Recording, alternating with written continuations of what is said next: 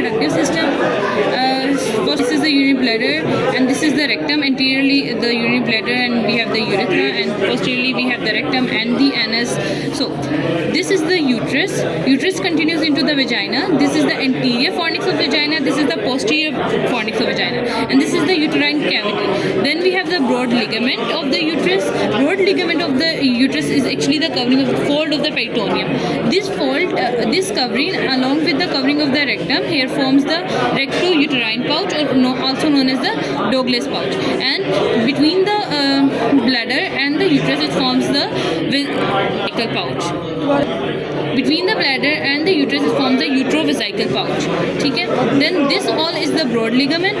This is the fallopian tube that connects the uterus through the ovary. Fallopian tube. This is the fimbriae. This is the ampulla of the fallopian tube, and this is the fimbriae of the fallopian tube. This is the ovary.